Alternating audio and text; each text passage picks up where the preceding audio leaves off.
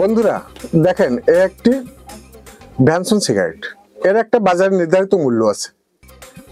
আচ্ছা, একটা দেখেন আপনার ক্যামেল সিগারেট, এরও একটা বাজার নির্ধারিত মূল্য আছে। আচ্ছা দেখেন একটা শেক সিগারেট, এরও কিন্তু একটা বাজারে নির্ধারিত মূল্য আছে। কিন্তু এই যে দেখেন আর বাবা গোপাল বিড়ি, বাবা রয়্যাল, দেখেন রয়্যাল সিগারেট, এই যে দেখেন আপনারা ভালো করে দেখতে পাচ্ছেন মনে হয়, এই যে বাবা ডারবি। ও বাবা ডারবি, তোমার কি পরিবর্তন হবে না কোনোদিন বাবা? তোমার কি নির্দিষ্ট কোনো রেট হবে না বাবা গোপাল? তোমার তো ওই একই অবস্থা। কি কইলি? তুমি যে ব্যঞ্জন ট্যাঞ্জন সব ছাড়াই যাবা বাবা, তোমার তো নির্দিষ্ট কোনো টাইমও নেই, টেবিলও নেই বাবা।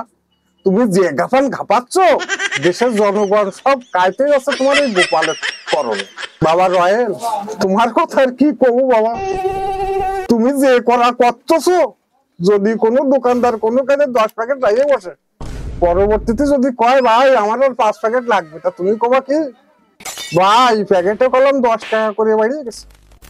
ভাই রে ভাই, তোমরা এই তিনজন মিলিয়ে দরকার একটা নির্দিষ্ট একটা রেট করো বাবা।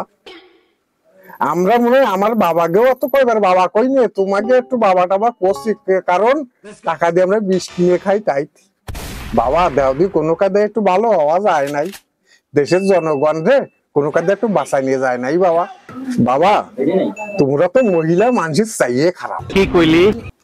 কারণ যদি একজন মহিলা মানুষকে জিজ্ঞাসা করা হয় যে তোমার বাড়ি কোন, তখন ওইটা আমার শ্বশুর বাড়ি, ওইটা আমার জামাই বাড়ি, ওইটা আমার বাপের বাড়ি, তাহলে ওকে তো কোনো বাড়ি নেই, তোমাদের নির্দিষ্ট কোনো রেটও নেই।